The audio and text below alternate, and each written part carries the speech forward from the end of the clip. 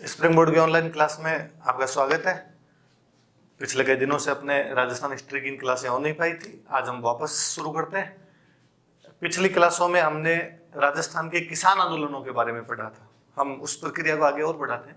हम राजस्थान में राजनीतिक जन जागरण के बारे में पढ़ेंगे कि राजस्थान में पॉलिटिकल अवेयरनेस किस प्रकार से आई थी, राजनीतिक चेतना का विकास किस प्रकार हुआ था, वे कौन कौन से संगठन थे जिनके माध्यम से राजनीतिक चेतना आई थी, उन संगठनों ने क्या क्या कार्य किए थे, कौन कौन से आंदोलन चलाए थे।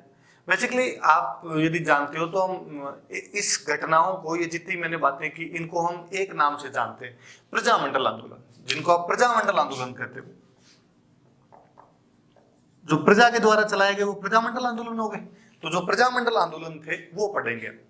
लेकिन उन प्रजामंडल आंदोलनों के शुरू होने से पहले कुछ ऐसे संगठन थे जिन्होंने लगभग पूरे राजस्थान में राजनीतिक चेतना लाने का प्रयास किया था। हालांकि क्षेत्र विशेष में अलग अलग कई प्रकार के संगठन स्थापित हुए थे, लेकिन वो बड़े संगठन जो पूरे राजस्थान में एक साथ कार्य कर रहे थे या जिनके कार्यों की वजह से राजस्थान में ज्यादा असर हुआ, उनके बारे में हम थोड़ी सी बात करेंगे ताकि प्रजामंडल वाली घटनाओं को समझना थोड़ा सा आसान हो पाए। हम बेसिकली तीन बड़े संगठनों की बात करेंगे। एक संगठन है राजपूताना मध्य भारत सभा, जो कि 1918 के अंदर बना था दिल्ली में। एक संगठन है राजस्थान सेवा संघ, जो कि 1919 में बना था वर्धा में, महाराष्ट्र वर्धा। एक संगठन है अखिल भारतीय देशी राज्य लोक परिषद, All Indian States Peoples Conference नाम का एक संगठन हुआ करता था, जो बना था 1927 में बॉम्बे में। बेसिकली तीन संगठनों की बात करेंगे, वहां वापस देख लीजिए। एक राजपूताना मध्य भारत सभा, अपने राजस्थान को राजपूताना बोलते थे और मध्य प्रदेश वाला जो इलाका था इसको मध्य भारत बोलते थे। तो राजस्थान और मध्य भारत के जो कार्यकर्ता थे उन लोगों ने मिलकर एक संगठन बनाया था जिसका नाम था राजपूताना मध्य भारत सभा। 1918 में दिल्ली में बनाया था। राजस्थान सेवा संघ 1919 में वर्धा में बना था। अपने किसान आंदोलन जितने पड़े उनमें बार बार राजस्थान सेवा संघ का जिक्र आया था। मैंने बिजोलिया किसान आंदोलन में राजपूताना मध्य भारत सभा और राजस्थान सेवा संघ के बारे में इशारा किया था कि हम आगे और पढ़ेंगे, तो वो आज हम पढ़ेंगे। राजस्थान सेवा संघ जो कि 1919 में वर्धा के अंदर बना था, और अखिल भारतीय देशी राज्य लोक परिषद जो कि 1927 के अंदर बॉम्बे के अंदर बनी थी, जिसे हम All Indian States Peoples Conference के नाम से भी जानते हैं, All Indian Princely States Peoples Conference भी कहा जाता है। इन तीनों की बात करेंगे, एक एक का पोस्टमार्टम कर लेते हैं। तो पहले इसको ले लेते हैं अपने, तो राजपूताना मध्य भारत सभा को ले लेते हैं, इसके बारे में क्या क्या बातें। तो राजपूताना मध्य भारत सभा 1918 में दिल्ली के अंदर बनी थी। क्या बातें हुई थी, क्या नहीं हुई थी, उसके बारे में हम पढ़ते हैं। 1918 में कांग्रेस का सम्मेलन हुआ था दिल्ली के अंदर।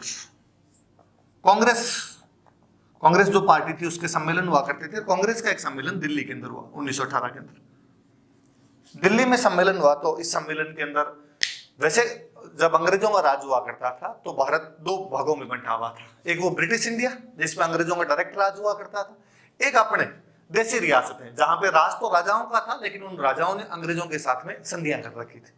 तो वैसे तो देखा जाए तो कांग्रेस जो थी वो ब्रिटिश इंडिया की एक पार्टी थी, अंग्रेजों के खिलाफ लड़ने वाली एक पार्टी थी। लेकिन कांग्रेस देशी राज्य के लोगों को भी प्रभावित कर रही थी, इसलिए देशी राज्यों के जो लोग थे वो भी कांग्रेस के अधिवेशनों में भाग लेने के लिए जाया करते थे। तो देशी राज्यों के खूब सारे लोग कांग्रेस के अधिवेशन में भाग लेने के लिए गए हुए थे। वहां 1918 के कांग्रेस के दिल्ली अधिवेशन में अपने राजस्थान और मध्य प्रदेश के जो कई कार्यकर्ता भाग लेने के लिए गए हुए थे, उन लोगों ने निश्चय किया कि क्यों ना हम लोगों द्वारा एक संगठन बनाया जाए, अपना एक सेपरेट ऑर्गेनाइजेशन बनाया जाए और जिसके माध्यम से आंदोलन चलाया जाए।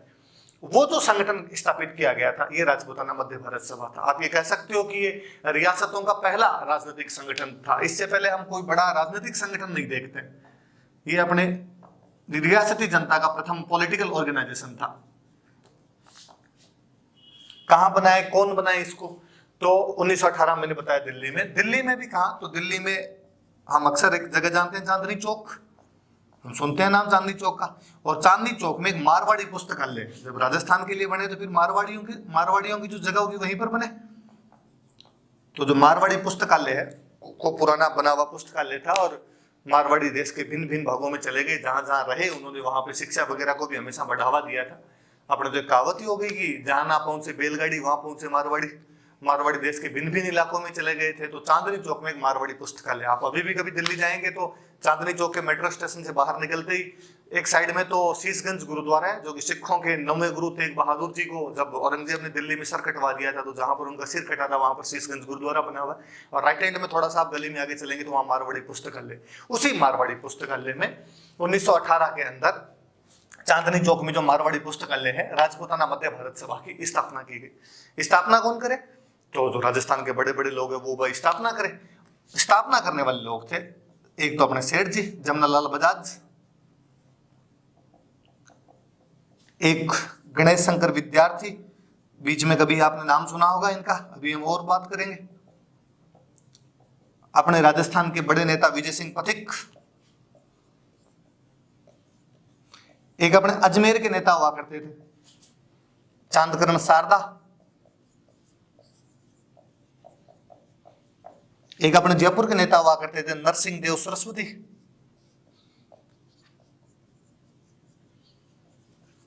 इन सब लोगों ने मिलकर दिल्ली के अंदर और राजपूताना मध्य भारत सभा की स्थापना कर ली। जमनालाल बजाज, गणेश शंकर विद्यार्थी, विजय सिंह पथिक, चांदकरण शारदा और नरसिंह देव सरस्वती, इन लोगों ने मिलकर जमनालाल बजाज को इसका अध्यक्ष बना दिया गया, प्रेसिडेंट बना दिया गया इसका। और जो गणेश शंकर विद्यार्थी थे इनको वाइस प्रेसिडेंट बना दिया गया, इनको उपाध्यक्ष बना दिया गया। बात है साहब कार्यालय वगैरह कहां पर रखा जाए। उस समय अपने मारवाड़ियों का मुख्य केंद्र यदि कोई भारत में बना हुआ था, उत्तर भारत में बेसिकली, तो वो जगह थी कानपुर। यूपी में जो कानपुर है ये मुख्य जगह बनी हुई थी, इसलिए कहा गया कि भाई कानपुर को इसका हेडक्वार्टर बना लिया जाए, कानपुर में इसके अंदर मुख्यालय बना लिया जाए।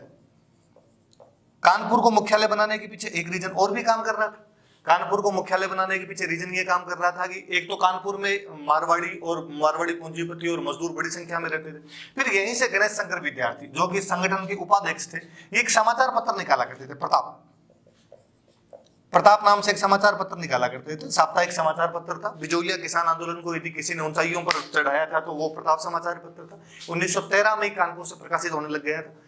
तो इन्होंने कहा भाई ये समाचार पत्र यहाँ से प्रकाशित होता है, ये मुख्य जगह गणेश शंकर विद्यार्थी की, क्यों ना कानपुर को इसका कार्यालय बना दिया जाए। हालांकि बाद में कानपुर कार्यालय नहीं रखा गया था और राजपूताना मध्य भारत सभा का मुख्य कार्यालय अजमेर ही हो गया था, क्योंकि अजमेर अपने राजस्थान के अंदर एक ऐसी जगह थी जो डायरेक्ट अंग्रेजों के प्रशासन में हुआ करती थी। कमिश्नर बैठता था, कमिश्नरी हुआ करती थी यहाँ पे। तो अजमेर वैसे भी राजस्थान का हृदय का काम कर रहा था। राजस्थान के लिए जब संगठन बनाया जा रहा था, राजस्थान मध्य भारत का संगठन था, तो इसका मुख्यालय क्यों ना इसी क्षेत्र के अंदर बनाया जाए। तो बाद में वो मुख्यालय अजमेर लेके आ गए थे, तो राजपूताना मध्य भारत सभा के मुख्यालय के रूप में अजमेर में काम किया। तो वैसे किसी जानकारी कि राजपूताना मध्य भारत सभा की स्थापना 1918 में दिल्ली के चांदनी चौक के मारवाड़ी पुस्तकालय में हुई थी, क्योंकि उसी साल 1918 के कांग्रेस के दिल्ली अधिवेशन में कार्यकर्ता मिले थे। एक देशी रियासतों के लिए एक संगठन की विचार किया था, वो विचार राजपूताना मध्य भारत सभा के रूप में फलीभूत हुआ, इसलिए अपने रियासतों का पहला राजनीतिक संगठन था। स्थापना करने वाले थे सेठ जमनालाल बजाज, पैसे बड़े आदमी स्थापना करे हुए। अध्यक्ष बनाए गए गणेश शंकर विद्यार्थी, इसके उपाध्यक्ष बनाए गए विजय सिंह पथिक, चांदकरण शारदा और नरसिंह देव सरस्वती इसके अन्य सदस्य और इसके साथ में जुड़े हुए थे। शुरुआत में कानपुर मुख्यालय रखा गया, क्योंकि कानपुर मारवाड़ी पूंजीपतियों और मजदूरों का मुख्य केंद्र था और कानपुर से गणेश शंकर विद्यार्थी प्रताप नाम का साप्ताहिक समाचार पत्र निकाल रहे थे। हालांकि बाद में जो इसका मुख्यालय था अजमेर ही बना दिया गया था कि अजमेर इसका मुख्यालय होगा, क्योंकि वो राजपूताना और मध्य भारत के अंदर अंग्रेजों द्वारा प्रशासित एक क्षेत्र था, लगभग बीच के अंदर पड़ता था, इसलिए अजमेर को बना दिया गया। और थोड़ी बातें करते हैं राजपूताना मध्य भारत सभा की। इसके कई अधिवेशन हुए राजपूताना मध्य भारत सभा। जब ये 1918 में वहां पे दिल्ली में जब चांदनी चौक के मारवाड़ी पुस्तकालय में बनाया गया, तो वो इसका पहला अधिवेशन ही माना जाता है। तो जो इसका फर्स्ट अधिवेशन था, फर्स्ट सेशन जो इसका हुआ था, उसकी दिल्ली के अंदर ही हुआ और उसकी अध्यक्षता करने वाले थे गिरधर शर्मा थे, उन्होंने अध्यक्षता की थी।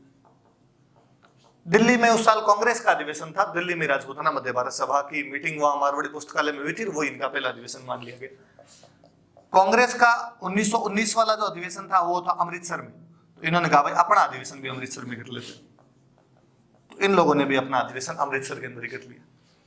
1920 में मार्च के अंदर इन्होंने अपना अधिवेशन किया, क्योंकि वैसे बेसिकली कांग्रेस के जो अधिवेशन हुआ करते थे वो अधिकतर बार दिसंबर के अंदर हुआ करते थे। तो दिसंबर में तो कांग्रेस का अधिवेशन होना था, लेकिन 1920 में इन्होंने मार्च में इन्होंने कहा कि यार अधिवेशन किया जाए तो कहां किया जाए, तो अपने मुख्यालय पे किया जाए। मुख्यालय अजमेर है तो अजमेर में किया जाए। और इसमें जो अध्यक्षता थी, अध्यक्षता जमनालाल बजाज ने की। ये याद रखने वाली बात है, इस अधिवेशन का याद रखना। इसके अध्यक्ष जमनालाल बजाज बनाए गए। इसमें एक और बड़ी बात थी, क्योंकि अपने राजस्थान में कर रहे थे अधिवेशन, अजमेर के अंदर कर रहे थे, मुख्यालय में कर रहे थे। 1920 के आसपास तक अपने राजस्थान के तीनों क्रांतिकारी जेल से बाहर आ गए थे। केसरी सिंह बारठ, गोपाल सिंह खरवा और अर्जुन लाल सेठी, जो तीनों क्रांतिकारी थे, हमने पहले क्रांतिकारी आंदोलन मैंने उनके बारे में बताया था, वो जेल से बाहर आ गए थे। विजय सिंह पथिक पे जो केस चल रहा था, उस केस को भी कैंसिल कर दिया गया था। इसलिए यह सम्मेलन थोड़ा बड़ा धूमधाम से किया गया था, अजमेर वाला। और इसी के अंदर विजय सिंह पथिक ने ये घोषणा की थी कि वो जो भूप सिंह है जिस पर केस चल रहा था, मैं भूप सिंह हूँ जिस पर केस चल रहा था, बाद में नाम बदल के विजय सिंह वगैरह रख लिया था। इसी अधिवेशन में लोगों को पता चला था कि भूप सिंह विजय सिंह एक ही आदमी। क्रांतिकारियों ने भी हिस्सा लिया था, केसरी सिंह बारठ और अर्जुन लाल सेठी इसके अंदर भाग लेने के लिए पहुंचे थे। तो ये एक बड़ा अधिवेशन हुआ था। अब चूंकि कांग्रेस का अधिवेशन दिसंबर में होता था, तो दिसंबर 1920 में कांग्रेस का वापस अधिवेशन हुआ। यह अधिवेशन होना था नागपुर। तो राजपूताना मध्य भारत सभा ने कहा भाई अपना अधिवेशन भी नागपुर के अंदर रख लेते हैं। इन्होंने नागपुर अधिवेशन रखा। एनसी केलकर को अध्यक्ष चुना गया था। नरसिंह चिंतामणि केलकर नाम के नेता हुआ करते थे, एनसी केलकर, इनको अध्यक्ष चुना गया। लेकिन ये किसी वजह से बैठक में भाग नहीं ले पाए थे, इसलिए गणेश नारायण सोमाणी जो थे उन्होंने इसकी अध्यक्षता की थी। गणेश नारायण सोमाणी ने अध्यक्षता की। इसी अधिवेशन में जब ये दिसंबर में इनका राजपूताना मध्य भारत सभा का नागपुर में अधिवेशन हो रहा था, तो समानांतर में कांग्रेस का अधिवेशन चल रहा था। ये दिल्ली वाला, अमृतसर वाला, नागपुर वाले, ये सारे अधिवेशन जो है कांग्रेस के समानांतर अधिवेशन थे। इसी अधिवेशन में जब कांग्रेस का वहां पर नागपुर में अधिवेशन चल रहा था, तो जमनालाल बजाज ने, विजय सिंह पथिक ने, इन सब लोगों ने नागपुर के अंदर राजस्थान के किसानों की एक प्रदर्शनी लगवाई, एक एग्जीबिशन लगवाई। आप बिजोलिया किसान आंदोलन वाला वीडियो देखोगे तो उसके अंदर आप पाओगे, मैंने उसमें बताया भी, एक राजस्थान से कुछ किसान बुलाए गए थे विजय सिंह पथिक द्वारा, उन किसानों द्वारा वहां पर एक एग्जीबिशन लगाई गई। वो जब एग्जीबिशन लगी, राजस्थान के किसानों की जो दयनीय स्थिति थी उसके बारे में बताया गया, तो कांग्रेस वालों के जू रेंगे। कांग्रेस वालों को पता चला कि यार राजस्थान में इस प्रकार से ये सब बातें हो रही है।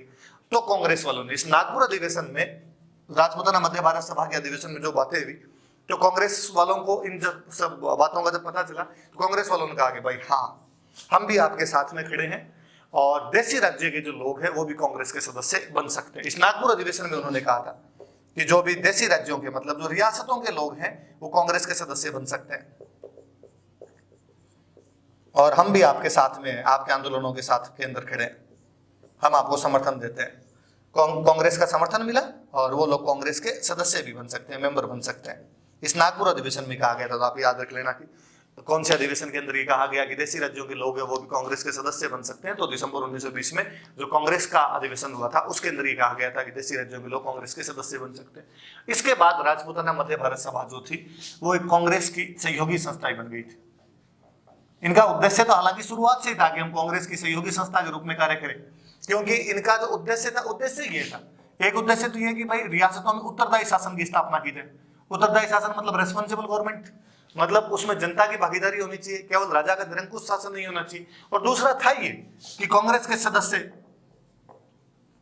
बनाए जाए, कांग्रेस का प्रचार प्रसार किया जाए। लेकिन शुरुआत में कांग्रेस इनमें इंटरेस्ट नहीं दिखा रही थी। लेकिन 1920 के नागपुर अधिवेशन में जब कांग्रेस ने कह दिया कि देशी राज्यों के लोग जो कांग्रेस के सदस्य बन सकते हैं, तो उसके बाद राजपूताना मध्य भारत सभा जो थी वो कांग्रेस की सहयोगी संस्था के रूप में स्थापित हो गई थी, सहयोगी संस्था बन गई थी। तो 4 अधिवेशन थोड़े से याद रख लेना। 1918 में दिल्ली के अंदर गिरधर शर्मा अध्यक्ष थे। 1919 में अमृतसर में, ये थोड़ा ज्यादा याद रखना। 3 मार्च 1920 में अजमेर में, जिसमें जमनालाल बजाज अध्यक्ष थे, हमारे क्रांतिकारियों ने भाग लिया था। 4 दिसंबर 1920 के अंदर नागपुर में, जिसमें एनसी केलकर को अध्यक्ष बनाया जाना था, लेकिन किसी कारणवश वो नहीं पहुंच पाए, तो गणेश नारायण सोमाणी ने इसकी अध्यक्षता की थी। इसी अधिवेशन में राजस्थान के किसानों की प्रदर्शनी लगाई गई थी। उसके बाद कांग्रेस ने एक प्रस्ताव पारित किया और कांग्रेस ने कहा कि रियासतों के जो लोग हैं वो कांग्रेस के सदस्य बन सकते हैं। और उसके बाद राजपूताना मध्य भारत सभा जो थी वो कांग्रेस की एक सहयोगी संस्था मान ली गई थी। हालांकि प्रारंभ से उसके उद्देश्य यही थे कि रियासतों में उत्तरदायी शासन की स्थापना की जाए और अधिक से अधिक कांग्रेस के सदस्य बनाए जाए, लेकिन उसको अनुषंगी संस्था या सहयोगी संस्था के रूप में नागपुर अधिवेशन के बाद में मान्यता मिल पाई थी। ये हमारा एक संगठन था, राजपूताना मध्य भारत सभा। इस संगठन से जुड़ी हुई एक और बात, जब बात आई राजनीतिक जागरूकता की, भाई अपने को राजनीतिक जागरूकता फैलानी है, तो कहा गया राजनीतिक जागरूकता फैलाने का एक साधन और है, वो साधन है समाचार पत्र। कि भाई समाचार पत्र प्रकाशित किए जाए और समाचार पत्रों के माध्यम से और राजनीतिक जन जागरूकता फैलाई जाए। इससे पहले एक घटना थोड़ी सी और मैं बताता हूँ। 1919 में जब अमृतसर में अधिवेशन हुआ था, तो विजय सिंह पथिक उसमें गए थे अमृतसर अधिवेशन में। विजय सिंह पथिक उस समय अपना आंदोलन चला रहे थे, बिजोलिया वाला आंदोलन चला रहे थे। तो विजय सिंह पथिक ने जाके बाल गंगाधर तिलक से कहा कि बिजोलिया के पक्ष में आप एक प्रस्ताव रखो। 1919 के अंदर अमृतसर अधिवेशन में तिलक ने बिजोलिया किसान आंदोलन के पक्ष में एक प्रस्ताव रखा कि कांग्रेस को बिजोलिया किसान आंदोलन का सपोर्ट करना चाहिए, लेकिन गांधी जी ने विरोध कर दिया। मैंने दिन पहले भी ये घटना बताई थी आपको बिजोलिया किसान आंदोलन, और उन्होंने कहा कि नहीं, कांग्रेस का मुख्य उद्देश्य केवल ब्रिटिश इंडिया के अंदर आंदोलन चलाना है, इसलिए देशी रियासतों में जो आंदोलन चल रहे हैं उनको हम सक्रिय समर्थन नहीं दे सकते, एक्टिव सपोर्ट हमारा नहीं रहेगा। हालांकि गांधी जी ने मीठे झाड़े दिए कि मैं लेटर लिख दूंगा, मैं तुम्हारा साथ दूंगा, हम मेरे लेटर में भी बात नहीं मानी तो मैं खुद ही सत्याग्रह कर दूंगा, यूं करके इनको वापस भेज दिया। थोड़े दिनों बाद बॉम्बे के अंदर एक मीटिंग थी, उस बॉम्बे की मीटिंग में पथिक जी फिर गए, उन्होंने गांधी जी को जाके फिर सारी घटनाएं बताई। तो गांधी जी ने उनको एक सुझाव दिया कि क्यों ना आप एक समाचार पत्र प्रकाशित करो, संगठन वगैरह बनाओ, उनके माध्यम से आप प्रचार प्रसार करो अपना। तो वर्धा से इन लोगों ने एक समाचार पत्र निकालना शुरू किया, और वर्धा से इन लोगों ने जो समाचार पत्र निकाला वो समाचार पत्र था राजस्थान केसरी। हालांकि पहले के भी किसी वीडियो मैंने इसकी बातें की थी, हम और कर लेते हैं। राजस्थान केसरी समाचार पत्र निकालना शुरू किया 22 अक्टूबर 1920 को। इस समाचार पत्र की 3-4 बातें। एक तो इसके संपादक कौन थे, उप संपादक कौन थे, पैसे टक्के कौन देता था इसके, इकोनॉमिक सपोर्ट किसने दिया था, एक इसका नाम ऐसा क्यों है। 3-4 बातें मैं बताता हूं आपको। राजस्थान केसरी नाम मैंने पहले भी किसी वीडियो में बताया था कि अपने राजस्थान के सुप्रसिद्ध क्रांतिकारी केसरी सिंह बारठ के नाम पर इसका नाम राजस्थान केसरी रखा गया था। शुरुआत के अंदर वो इसे जुड़े हुए भी थे। इसके संपादक, चूंकि गांधी जी ने विजय सिंह पथिक को कहा था, तो इसके संपादक विजय सिंह पथिक बनाए गए थे। विजय सिंह पथिक के जोड़ीदार हुआ करते थे रामनारायण चौधरी, तो उनको कहा गया कि वैसा आप उप संपादक हो इसके, तो इसके उप संपादक थे। पैसे टक्के कौन दे, पैसे टक्के सेठ जी दे, सेठ जी जमनालाल बजाज। गांधी जी के वैसे ही खास हुआ करते थे, वर्धा के अंदर स्कूल वगैरह भी चलाया करते थे उस समय, तो बजाज जी कहा गया कि आप पैसे दे दो। ये अपने राजस्थान के लोगों का चलाया हुआ पहला समाचार पत्र है, जो पूरी तरीके से राजस्थानी लोगों को डेडिकेट था, राजस्थानी लोगों को समर्पित पहला समाचार पत्र था ये अपना राजस्थान केसरी। वर्धा से निकालना शुरू किया था, हालांकि बाद में इसको भी अजमेर लेके आ गए थे, अजमेर से निकालना शुरू कर दिया था, पर यह अखबार थोड़े दिनों में से बंद भी हो गया था, क्योंकि बजाज जी की और पथिक जी के बीच में बननी बंद हो गई थी, उनके बीच में मतभेद हो गए थे, इसलिए बजाज जी वर्धा छोड़ के, सॉरी पथिक जी वर्धा छोड़ के आ गए थे। कई दिन अजमेर से भी निकाला था, लेकिन बाद में इस अखबार को पूर्णतः बंद कर दिया गया था। पर फिर भी याद रखें, वर्धा से 22 अक्टूबर 1920 को राजस्थान केसरी समाचार पत्र निकाला गया था। इसका राजस्थान केसरी नाम इसलिए क्योंकि केसरी सिंह बारठ के नाम पर रखा गया।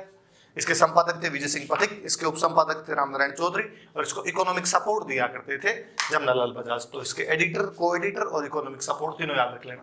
राजस्थानी लोगों को समर्पित ये अपना पहला समाचार पत्र हुआ करता था, वर्धा से निकाला था, लेकिन बाद में इसको अजमेर लेके आ गए थे। बाद में जब पथिक जी और बजाज जी के बीच में मतभेद हो गए थे, तो पथिक जी खुद ही वर्धा छोड़ के अजमेर आ गए थे, उसके बाद ये अखबार बंदी हो गया था। वर्धा की बात आई तो यहीं से आगे और कड़ी जोड़ लेता हूं। अभी शुरुआत में जब 3 संगठन बताए थे, तो मैंने दूसरा संगठन बताया था राजस्थान सेवा संघ, और मैंने कहा था उस राजस्थान सेवा संघ की स्थापना 1919 में वर्धा में हुई थी, तो वहीं से हम आगे ले लेते हैं। वर्धा में राजस्थान सेवा संघ की स्थापना, अपना एक और बड़ा संगठन राजस्थान सेवा संघ, जिसकी स्थापना वर्धा में हुई थी 1919 के अंदर। इसकी वर्धा में स्थापना करने वाले कौन राजस्थान सेवा संघ की, तो स्थापना करने वाले विजय सिंह पथिक। विजय सिंह पथिक इसके संस्थापक, रामनारायण चौधरी इनके जोड़ीदार थे, तो रामनारायण चौधरी इसके संस्थापक। हरि भाई किंकर वो भी इससे जुड़े हुए थे। केसरी सिंह बारठ, मैंने बताया कि ये भी वर्धा चले गए थे, तो केसरी सिंह बारठ भी जुड़े हुए थे। अर्जुन लाल सेठी जुड़े हुए थे। तो 2 तो ये अपने क्रांतिकारी, और 3 नाम ये याद रखना, सिंपल से ये तो नाम याद हो भी जाएंगे, क्योंकि बड़े बड़े लोग यही थे अपने, विजय सिंह पथिक, रामनारायण चौधरी, हरि भाई किंकर, ये 3 नाम शुरुआती ज्यादा याद रखना। केसरी सिंह बारठ और अर्जुन लाल सेठी भी से राजस्थान सेवा संघ से जुड़े हुए थे। वर्धा में 1919 में स्थापित किया गया था। मैंने बताया कि बाद में जब बजाज जी के और पथिक जी के बीच में मतभेद हो गए, तो पथिक जी खुद ही अजमेर आ गए थे, इसलिए इस संगठन को भी अक्टूबर 1920 के अंदर अजमेर लेके आ गए थे। तो बाद में इसका जो मुख्यालय था वो भी अपने अजमेर में बन गया था।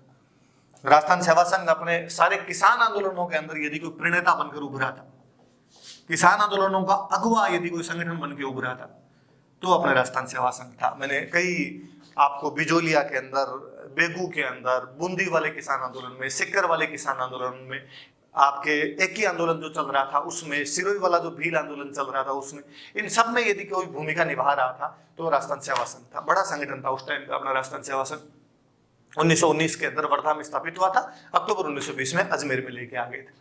फिर मैंने और कभी बीच में एक घटना बताई थी कि कालांतर में जब बेगू किसान आंदोलन में और विजय सिंह पथिक गिरफ्तार कर लिए गए थे, विजय सिंह पथिक को जब जेल भेज दिया गया था, जब वो वहां से रिहा होकर आए, अपनी सजा काट के वापस आए थे, उसके बाद इस बार पथिक जी में रामनारायण चौधरी में बंदी बंद हो गई थी, इनके अंदर बंदी बंद हो गई थी। इसलिए 1927 के बाद में संगठन निष्क्रिय हो जाता है। 1927 के बाद में संगठन इतना अच्छा काम नहीं कर पाता। दुर्भाग्य रहा हमारा कि हमारा राजस्थान का एक अच्छा संगठन जो किसान आंदोलनों के लिए काम कर रहा था, 1927 के बाद में नेताओं की जो आपसी प्रतिद्वंदता थी या जो आपसी मतभेद थे उनकी भेंट चढ़ गया था और अच्छा काम नहीं कर पाया था।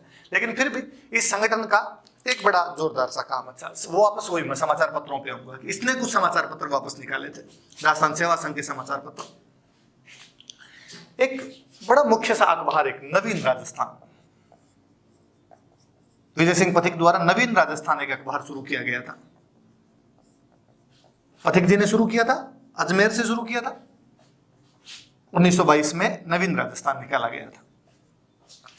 इस अखबार के प्रारंभ में इस नवीन राजस्थान में पथिक जी की लाइनें लिखी होती थी। पथिक जी की बहुत अच्छी लाइनें हैं, आपने किसी ने कभी सुनी हो तो, कि यश वैभव सुख की चाह नहीं, यश वैभव सुख की चाह नहीं, प्रवाह नहीं जीवन रहे ना रहे, प्रवाह नहीं जीवन रहे ना रहे, इच्छा है तो यह है, इच्छा है तो यह है, जग में स्वेच्छाचार दमन ना रहे। ये जो लाइनें थी ये इस अखबार में लिखी रहती थी। विजय सिंह पथिक की लाइनें, थोड़ा याद रख लेना, कोई पूछ लेगी ये लाइनें किसकी, स्वेच्छाचार दमन ना रहे। देख लो आप, अच्छी सी लाइनें, यश वैभव सुख की चाह नहीं, कि कोई यश वैभव सुख चाहिए नहीं, परवाह नहीं जीवन रहे ना रहे, इच्छा है तो यह है, जग में स्वेच्छाचार दमन ना रहे, कि जग में किसी भी प्रकार की निरंकुशता, किसी भी प्रकार का मनुष्य का जो शोषण है वो हर प्रकार का समाप्त हो जाना चाहिए, नहीं रहना चाहिए। ये जो लाइनें थी विजय सिंह पथिक की लाइनें, और ये लाइनें इस अखबार के अंदर लिखी भी रहती थी, नवीन राजस्थान। तो आप सोच लीजिए कि किस प्रकार ये अखबार उस समय की राजाओं की निरंकुशता का, राजाओं के शोषण का, सामंतों के शोषण का, जागीरदारों की निरंकुशता का विरोध कर रहा होगा। जब इस अखबार ने विरोध करने शुरू किए, इस अखबार ने बिजोलिया के बारे में, बेगू किसान आंदोलन के बारे में,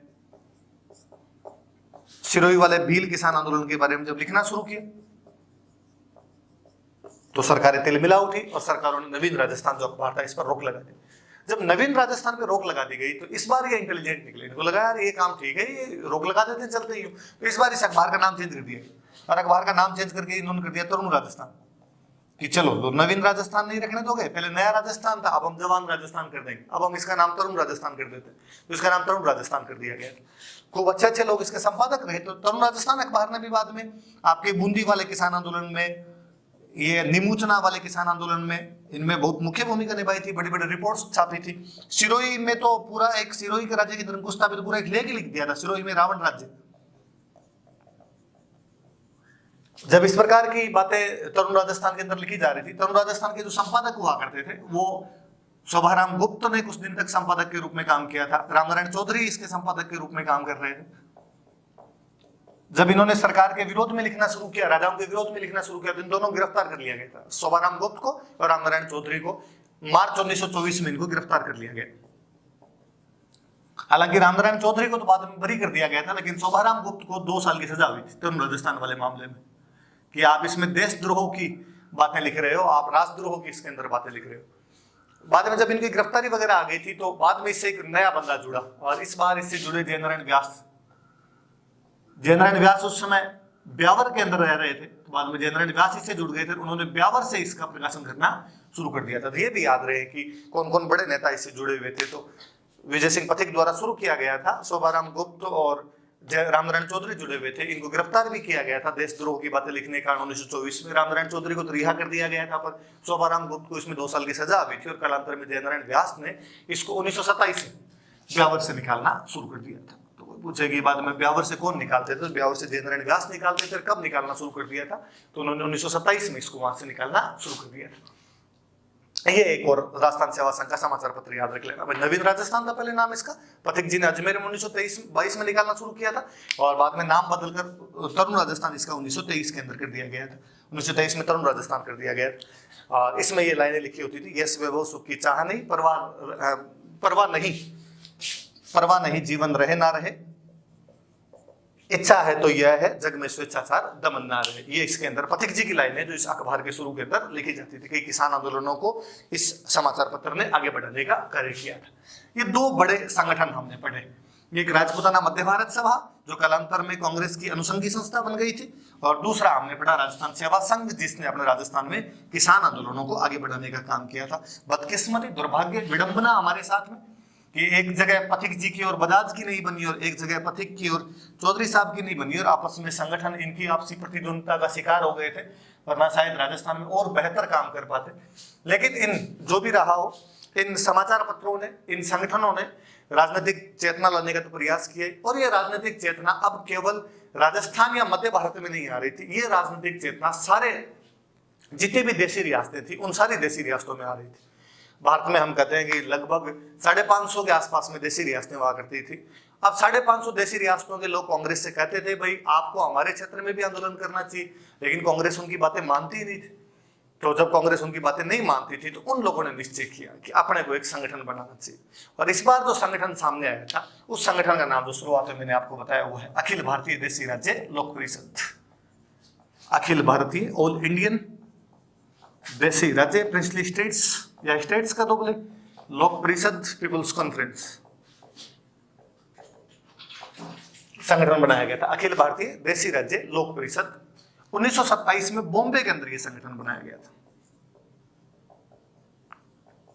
बॉम्बे में यह संगठन, हालांकि संगठन की बात बहुत पहले की गई थी। 1922 में पूना के अंदर एक मीटिंग हुई थी, और उस पुना वाली मीटिंग के अंदर यह बात की गई कि हमें इस प्रकार का देशी राज्यों के लिए एक संगठन बनाना चाहिए जिसमें सारे भारत के लोग शामिल किए जाएं। लेकिन शुरुआत में 4 साल तक कोई इसमें प्रक्रिया नहीं हुई थी। 1926 में फिर एक समिति बनाई गई, एक अस्थायी समिति बनाई गई। उस समिति कहा गया भाई आपको एक संगठन की प्रक्रिया पर विचार करना चाहिए, आपको बताना चाहिए क्या करें क्या नहीं करें। और समिति ने जो सिफारिशें दी उसके आधार पर ही अखिल भारतीय देशी राज्य लोक परिषद 1927 में बॉम्बे के अंदर स्थापित की गई। 17-18 दिसंबर 1927 को बॉम्बे में इसकी स्थापना की गई थी। इसमें पढ़ लेते हैं अपने राजस्थान वालों का योगदान रहा क्या है। इसके अध्यक्ष तो कोई बाहर के थे बंदे, दीवान बहादुर रामचंद्र राव इसके अध्यक्ष हुआ करते थे। दीवान बहादुर रामचंद्र राव इसके अध्यक्ष थे। अपने राजस्थान वालों में विजय सिंह जी को इसमें उपाध्यक्ष बनाया गया था, तो इसके उपाध्यक्ष थे विजय सिंह पथिक, बड़े नेता थे अपने राजस्थान के। जिनको कहा भाई आप इसके वाइस प्रेसिडेंट, पूरे भारत के वाइस प्रेसिडेंट बने। वही राजस्थान और मध्य भारत की जिम्मेदारी किसको दी जाए, राजपूताना और मध्य भारत दोनों की जिम्मेदारी किसको दे, सेंट्रल इंडिया और अपना राजस्थान। तो इनके सचिव सेक्रेटरी बनाए गए थे रामनारायण चौधरी को। रामनारायण चौधरी इसके सेक्रेटरी के रूप में लिए गए थे। 2 नाम तो ये याद रखना कि विजय सिंह जी को इसका उपाध्यक्ष बनाया गया था, रामनारायण चौधरी राजपूताना और मध्य भारत के सचिव बनाए गए थे। कुछ सदस्य लिए गए, जैसे सदस्य कौन कौन लिए गए इसके अंदर, तो जयनारायण व्यास जोधपुर वाले, कन्हैयालाल कलंत्री ये भी जोधपुर के, ये इसके अंदर सदस्य थे। 2 सदस्य बीकानेर से लिए गए, पोदार बंधु रामदेव पोदार और बालकृष्ण पोदार।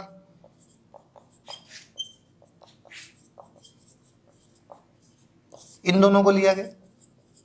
एक अपने हाड़ौती के बहुत बड़े नेता हुए नैनूराम शर्मा, तो नैनूराम जी इसके सदस्य थे। एक शंकरलाल शर्मा थे, वो इसके सदस्य थे। एक अपने करौली प्रजामंडल के, शंकरलाल जी अजमेर के, करौली प्रजामंडल के एक नेता हुए त्रिलोकचंद माथुर, तो त्रिलोकचंद माथुर इसके सदस्य थे। ये आगे नाम और आएंगे, अपने याद हो जाएंगे। तो अखिल भारतीय देशी राज्य लोक परिषद का विचार आया था 1922 में पूना के अंदर। 1926 में इसके लिए एक अस्थायी समिति बनाई गई थी। संगठन यदि धरातल पर आया था तो 1927 में 17-18 दिसंबर को बॉम्बे के अंदर मीटिंग हुई थी, उसमें संगठन बनाया गया अखिल भारतीय मतलब पूरे भारत की, देसी राज्य मतलब प्रिंसली स्टेट्स की, लोक परिषद मतलब लोगों के जो संगठन होगा। अध्यक्ष थे दीवान बहादुर रामचंद्र राव, उपाध्यक्ष थे अपने विजय सिंह पथिक, सेक्रेटरी राजपूताना और सेंट्रल इंडिया के रामनारायण चौधरी, सदस्य अपने जोधपुर से जयेंद्र नारायण व्यास और कन्हैयालाल कलंतरी, बीकानेर से रामदेव पोदार और बालकिशन पोदार, कोटा से नैनूराम शर्मा, अजमेर से शंकरलाल शर्मा और करौली के अपने त्रिलोकचंद मत। हालांकि खूब सारे नाम वाम हो जाते हैं, अपने लगता है भी यार इतने सारे नाम वगैरह तो कैसे याद होंगे, पर वही जो दिलीप सर हमेशा क्लास में बात करते रहते हैं, भाई जिस चीज को याद करने में पढ़ने में ज्यादा जोर है, इसका मतलब वो उतनी इंपॉर्टेंट चीज है, उतनी महत्वपूर्ण। और आप नोटिस भी करना पिछले कुछ सालों में यदि कोई सवाल कंपलसरी हो गए हैं कि ये तो पूछे ही जाएंगे, तो वो यही चैप्टर है जो राजनीतिक जन जागरण वाला चैप्टर है, इससे हमेशा सवाल पूछे ही जाते हैं। क्योंकि अभी आप घर पे निकमे बैठे हो, फ्री बैठे हो, कोई काम आपके है नहीं लॉकडाउन के अंदर, तो कम से कम ये नाम तो याद कर लेना आप ढंग से, तारीखें वारीखें तो ढंग से याद कर लेना, तो चीजें सही याद हो जाएगी। लॉकडाउन में थोड़ा मन बहल जाएगा आपका, वरना सारे दिन बैठे बैठे क्या करो आप। तो ये थोड़े आपको नाम वाम मैंने इसलिए आपको ज्यादा बता दिए कि याद होते आप कर लेना। हालांकि इतना जोर नहीं आएगा क्योंकि इनमें से खूब सारे जो नाम है वो आगे के हम और पढ़ेंगे, आगे की जो क्लासें होंगी उनमें सब में नाम आते रहेंगे। नैनूराम शर्मा खूब सारी जगह नाम आएगा, त्रिलोकचंद जी का नाम खूब सारी जगह आएगा, जयेंद्र नारायण व्यास तो इतनी सारी जगह आएगा कि आपको यूं याद हो जाता है अपने आप ही जयेंद्र नारायण व्यास का नाम। तो पर ये थोड़ा सा याद रखना। तो अखिल भारतीय देसी राज्य लोक परिषद 1927 के अंदर बनी। अब इसका अपने राजस्थान के अंदर थोड़ा सा इंप्लीमेंटेशन और देख लेते हैं कि राजस्थान में क्या हुआ क्या नहीं हुआ। आप बना ली साहब 1927 में बॉम्बे में, तो आप कहा भाई राजस्थान वालों का भाई तुम भी बनाओ, तो राजस्थान वालों का हाँ ठीक है भाई हम इसकी एक शाखा बना देते हैं।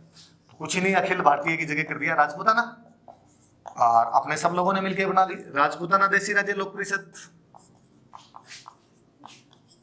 देसी राज्य लोक परिषद बना ली 1928 में अजमेर में। अजमेर ही था अपने सेंटर में, तो अजमेर के अंदर बना ली। सब लोग विजय सिंह पथिक, रामनारायण चौधरी जी जी सदस्य वगैरह सब इकट्ठे हुए और उन्होंने कहा अखिल भारतीय जगह अपने उसकी ब्रांच बना लो राजस्थान, तो राजस्थान देसी राज्य लोक परिषद बना ली। अब कहा गया इसकी मीटिंग करते हैं, इसका अधिवेशन वगैरह बुलाते हैं। 2-1 साल तो बीच में यूं इधर उधर चलता रहा। इसका जो पहला अधिवेशन था, जो फर्स्ट सेशन था इसका, वो 1931 के अंदर बुलाया गया। 1931 में इसका फर्स्ट सेशन बुलाया गया और इसके जो अध्यक्ष थे वो थे रामनारायण चौधरी। कहां बुलाया जाए, तो ले दे की जगह एक ही बची, अजमेर। अजमेर के अंदर बुलाया। अब नोटिस कीजिए, अपने ज्यादातर महत्वपूर्ण अखबार अजमेर से निकले, ज्यादातर महत्वपूर्ण संगठन अपने अजमेर के अंदर बने, ज्यादातर महत्वपूर्ण मीटिंगें सारी अजमेर के अंदर। रीजन था कि अजमेर अंग्रेजों के अधीन हुआ करता था, गोरे बाबड़े भले लोग थे, गोरे मीटिंग के लिए अखबारों के लिए यदि आप शांतिपूर्ण तरीके से करते हो तो मना नहीं किया करते थे। यदि राजा के राज में कहीं पे किया जाता तो राजा सूंघ के रख दिया करता था, चमड़ी छील लिया करता था ऊपर से। इसलिए कार्यकर्ताओं को लगता था यार अजमेर चलते हैं, अजमेर में जाके इसे किसी भी प्रकार की मीटिंग की जा सकती है। इसलिए इन सब लोगों ने भी अजमेर में मीटिंग की और अजमेर में मीटिंग करके सब लोगों ने निर्णय लिया कि अब अलग अलग रियासतों में आंदोलन चलाए जाएंगे। अलग अलग रियासतों में जो आंदोलन चलाए गए थे उन आंदोलनों को हम प्रजामंडल आंदोलन के नाम से जानते हैं। हम आगे की क्लासों में ये प्रजामंडल ही पढ़ेंगे। जो अलग अलग पार्टियां बनी थी उनको हम प्रजामंडल के नाम से भी जानते हैं। अब इनको कहीं प्रजामंडल लिख देते हैं, कहीं इनको प्रजा परिषद लिख देते हैं, कहीं इनको लोक परिषद लिख देते हैं। बात एक ही, पंजाबी वाली कहावत है, टोडी बोती कोड़े कोड़े, सब बातें वहीं पर जाके खत्म हो जाती। तो राजपूता अखिल भारतीय देसी राज्य लोक परिषद 1927 बॉम्बे, राजपूताना देसी राज्य लोक परिषद 1928 अजमेर। इसका पहला अधिवेशन 1931 अजमेर, अध्यक्ष थे उसके रामनारायण चौधरी। और यहीं से प्रजामंडल आंदोलन हमारे शुरू हो जाता है। अलग अलग रियासतों में जो राजनीतिक संगठन बने थे उनको हम प्रजामंडल के नाम से जानते हैं। शुरुआत में इन लोगों ने अपने अलग अलग किए, तब तक कांग्रेस इनको सपोर्ट नहीं दे रही थी। लेकिन 1938 में कांग्रेस का एक अधिवेशन हुआ हरिपुरा, गुजरात के अंदर एक जगह पर थी। गुजरात में अधिवेशन हुआ, सुभाष बोस इसके अध्यक्ष थे और सुभाष बोस ने इसके अंदर घोषणा कर दी। उन्होंने कहा कि देशी रियासतों में जो भी प्रजामंडल आंदोलन चल रहे हैं उनको हम सपोर्ट देते हैं। तो कभी कोई आपको पूछे कि कांग्रेस ने अपना सक्रिय समर्थन प्रजामंडल आंदोलनों को कब दे दिया था, तो 1938 के हरिपुरा अधिवेशन के अंदर दे दिया था। तो हम आगे जब प्रजामंडल आंदोलन पढ़ेंगे तो हम देखेंगे कि 1938 के बाद तो बाढ़ सी आ गई थी और हर क्षेत्र में प्रजामंडल आंदोलन, प्रजा परिषदें, लोक परिषदें बनने लग गई थी। और अब अखिल भारतीय देशी राज्य लोक परिषद का वर्चस्व भी बढ़ा और 1939 में तो लुधियाना जवाहरलाल नेहरू इसके अध्यक्ष बन गए। नेहरू जी अध्यक्षता बने तो इनकी बल्ले बल्ले ही हो गई। और नेहरू जी 1939 में अध्यक्ष बने तो फिर अध्यक्ष वो ही रहे 46 तक, 1946 तक नेहरू जी इसके अध्यक्ष थे। और इसके तहत बाद पूरे देश में अलग अलग रियासतों में जो आंदोलन चलाए गए थे उनको हम प्रजामंडल आंदोलन के नाम से जानते हैं। तो ये आप वापस थोड़ा सा देख लेना कि अखिल भारतीय देसी राज्य लोक परिषद, इसकी राजपूताना देसी राज्य लोक परिषद और इसी की जो शाखा थी प्रजामंडल, मतलब रियासत में प्रजामंडल, पूरे राजस्थान की राजपूताना देसी राज्य लोक परिषद और पूरे भारत की अखिल भारतीय देसी राज्य लोक परिषद। 1938 के हरिपुरा अधिवेशन में सुभाष बोस जिसमें अध्यक्ष थे कांग्रेस ने अपना समर्थन दिया था। 1939 में लुधियाना में अधिवेशन हुआ था अखिल भारतीय देसी राज्य लोक परिषद का, इसमें नेहरू जी को अध्यक्ष बना दिया गया था और नेहरू जी 1946 तक इसके अध्यक्ष रहे थे। तो आगे हम प्रजामंडल आंदोलन आगे वाली क्लास में पढ़ेंगे। ये थोड़ा सा बैकग्राउंड था, पृष्ठभूमि थी, इसका आधार था, ये थोड़ा पढ़ लेते तो आगे थोड़ा पढ़ने में सरलता रहती। आप पढ़ना इनको, अगली क्लास में और बात करेंगे। धन्यवाद।